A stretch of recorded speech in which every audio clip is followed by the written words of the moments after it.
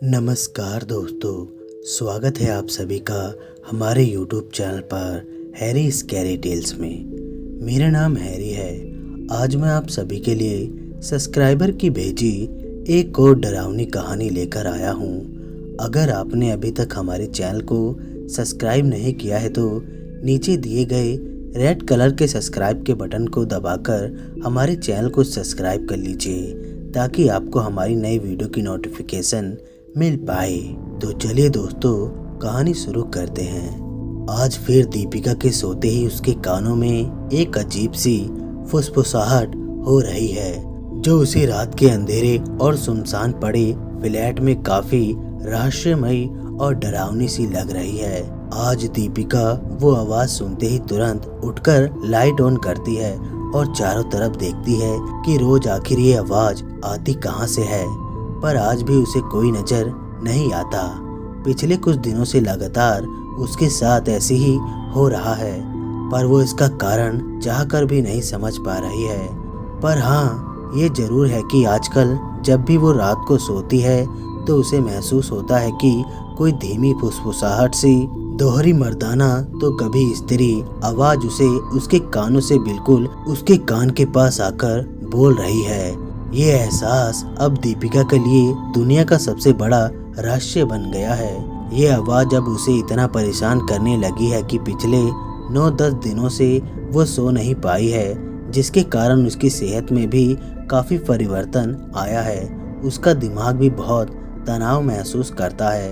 पूरा दिन काम, कभी ऑफिस में तो कभी घर में, और उसके बाद पूरी रात नींद न लेने की वजह से उसकी आंखों के नीचे गड्ढे बढ़ गए हैं। कुछ खाने का भी मन नहीं करता। पिछले कुछ दिनों से उसने अपने मंगेतर आयुष से भी ठीक से बात नहीं की है, जबकि पहले जब कभी आयुष घर से बाहर गया होता था वो बार बार उसे फोन करती थी, पर आजकल उसका मन ही नहीं कर रहा उससे बात करने का, और कभी कभी तो उसे लगता कि वो अपनी मंगनी ही तोड़ दे।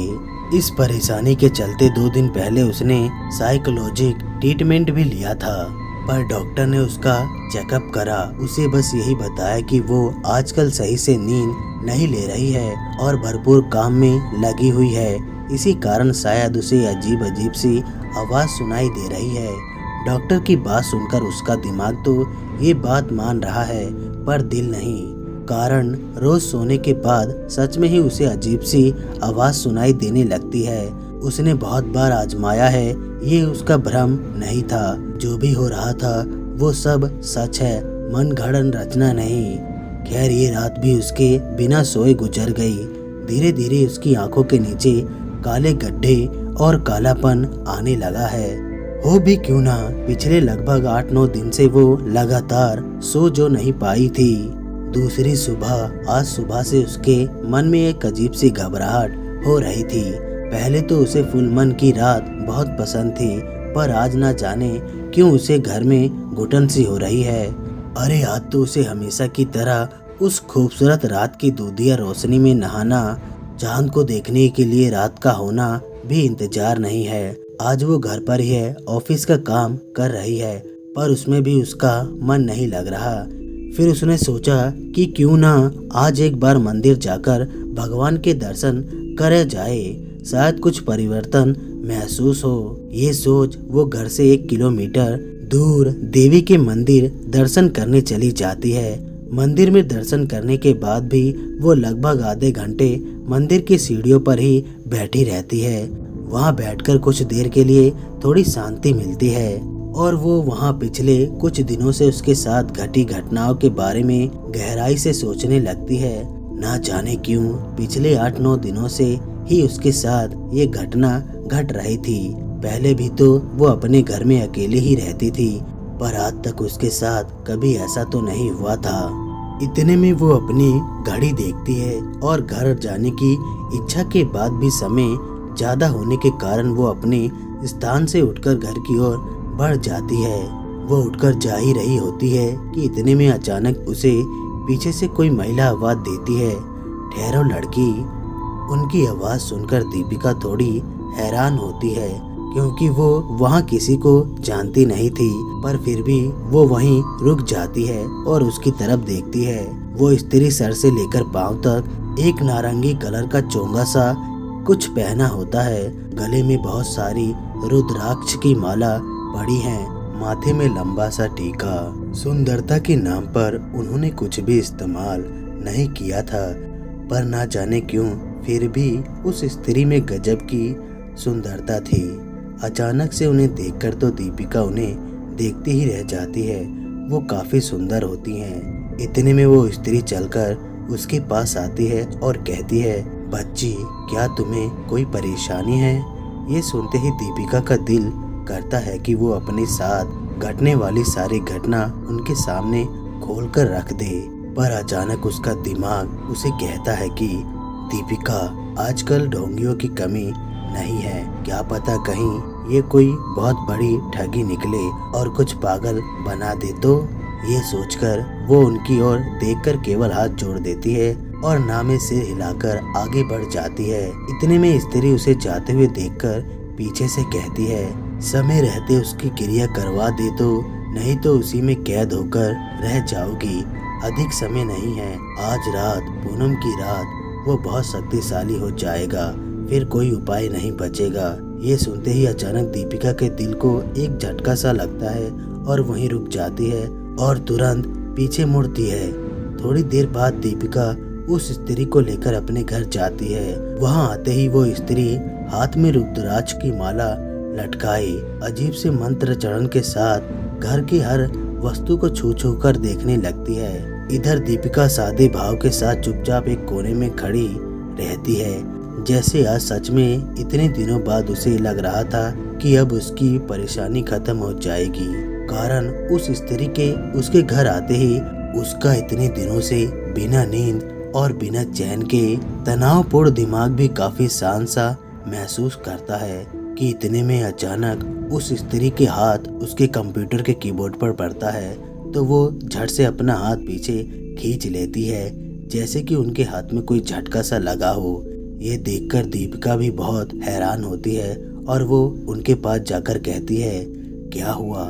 इतने में वो स्त्री उसकी ओर देखकर कहती है, ये कहाँ से लेकर आई है तू दीपिका? दीपिका कहती है, अरे ये तो कुछ दिन पहले मेरी एक सहेली ने मुझे दिया है, क्योंकि मेरा कीबोर्ड खराब हो गया था और मुझे ऑफिस के काम के लिए इसकी बहुत अधिक आवश्यकता थी। वो स्त्री कहती है, कौन है वो कन्या जिसने तुझे ये कीबोर्ड दिया है? दीपिका बोली, वो मेरी ऑफिस की एक फ्रेंड है, मुझे इसकी ज़रूरत थी तो उसने दे दिया। वो स्त्री बोली, उसने तुझे केवल यही नहीं दिया है, उसके साथ कुछ और भी दिया है। पहले ये बता कि क्या कभी उस कन्या के साथ तेरी कोई लड़ाई या संबंध में कोई खटास थी? दीपिका ये सुनते ही उसके चेहरे का भाव बदल जाता है। वो हैरानी से पूछती है, आपको कैसे पता?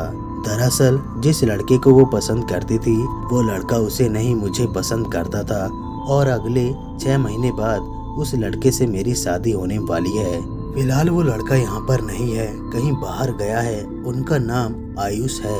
वैसे सच कहूँ तो पहले तो मुझे भी महसूस होता था कि वो मुझसे इस बात के लिए बहुत नाराज थी, पर उसके बाद अचानक से सब कुछ ठीक हो गया और वो भी पहले की तरह मेरी अच्छी दोस्त बन गई। वो स्त्री बोली, क्या तेरा कंप्यूटर वो भी इस्तेमाल किया करती थी? मतलब कभी तेरे ना होने में? दीपिका हैरानी से, जी हाँ, जब वो चाहे। वो स्त्री बोली, तो सुन, तेरे कीबोर्ड खराब नहीं हुआ था, उसे खराब किया गया है। दीपिका के ये सुनते ही उसके पैरों से जमीन खिसक जाती है और वो हैरानी से पूछती है, क्यों? वो स्त्री बोली, ताकि वो तुझे तेरे कीबोर्ड के बदले ये दे सके। दीपिका बोली, जी मैं कुछ समझी नहीं। वो स्त्री बोली, उसकी ओर गहरी नजर से देखते हुए, भयंकर काला जादू और मंत्र बाधक के साथ अभिमंत्रित किया गया है। इस सामान्य कीबोर्ड को तेरे हित के लिए दुष्ट आत्मा का वास कराया गया है इसमें, क्योंकि तू इस वस्तु को रोज इस्तेमाल करती है और ये वस्तु जितना तेरे करीब रहे, इसके भीतर की बुरी शक्तियाँ उतनी अधिक और सक्रिय होती जा रही हैं और दिन बे दिन तुझ पर हावी हो रही हैं, और एक दिन ये तुझे ही वो बोलते बोलते रुक जाती है। दीपिका बोली, जी मैं ये सब नहीं मानती, ये कैसे हो सकता है, मेरी दोस्त ऐसा नहीं कर सकती। वो स्त्री बोली, तो फिर ये बात कि तेरे साथ ये घटना कब से हो रही है? क्या ये सच नहीं है कि जब से तेरी सहेली ने तुझे ये सामान मतलब कीबोर्ड भेंट की है तभी से तेरे साथ ऐसा हो रहा है? इस बार ये सुनते ही दीपिका घुटने के बल नीचे बैठ पड़ती है। उसकी आंखों से आंसू निकल पड़ते हैं, उसके हाथ पैर कांपने लगते हैं। इतने में वो स्त्री बोली, वो तो खैर मना कि तुझे आज मैं मिल गई, वरना आज पूनम की रात तेरी आखिरी रात होती। ये अभिमंत्रित पात्र तुझे खींचकर अपनी दुनिया में ले जाता, तभी तुझे वो पुकार रहा था। इसके चलते तेरी मृत्यु भी हो जाती, पर तेरी मृत्यु का कारण दुनिया में कोई नहीं जान पाता और इसे एक आसान सा दिल का दौरा घोषित कर दिया जाता। दीपिका रोती हुई, तो क्या इसका कोई उपाय है जिससे मैं बच सकूं? वो स्त्री बोली, उपाय नहीं होता तो हम तेरे साथ यहाँ आते ही नहीं। आज और इसी वक्त तुझे इस वस्तु को किसी शुद्ध जल यमुना नदी में बहा देना है। हम इसे मंत्र से बांध चुके हैं और इसके बाद हम पूरी रात तेरे घर में रहकर ग्रह शांति यज्ञ करना होगा। सुबह तक सब सही हो जाएगा। दूसरे दिन के 12 बजे तक दीपिका गहरी नींद में सो रही है। उसे बहुत दिनों बाद नींद आई थी। वो रहस्यमय स्त्री जो उसके लिए देवी माँ से कम नहीं थी, वो अपना काम करके उसे बिना बताए ही वहाँ से चली जाती है। वो गहरी नींद में सो रही होती है जब अचानक उसका फोन बजता है। फोन पर उसे उसका ही ऑफिस का एक फ्रेंड होता है और वो जो कहता है वो सुनकर दीपिका के होश ही उड़ जाते हैं। वो कहता है, अरे दीपिका तू कहाँ है? पता है तेरी दोस्त ज्योति हार्ट अटैक से चल बसी है। ये सुनते ही दीपिका के हाथ पैर फूल जाते हैं और वो सोचती है कि आज अगर वो स्त्री उसके जीवन में नहीं आई होती तो ज्योति की जगह पर उसके ऑफिस के दोस्त उसके बारे में किसी और को ये दुखद सूचना दे रहे होते।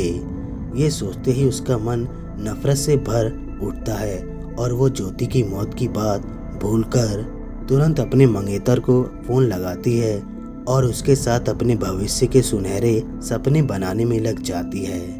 तो दोस्तों, कहानी बस यहीं तक थी। कहानी आप लोगों को कैसी लगी लाइक और कमेंट करके जरूर बताएं और साथ में हमारे चैनल को भी सब्सक्राइब कर लें।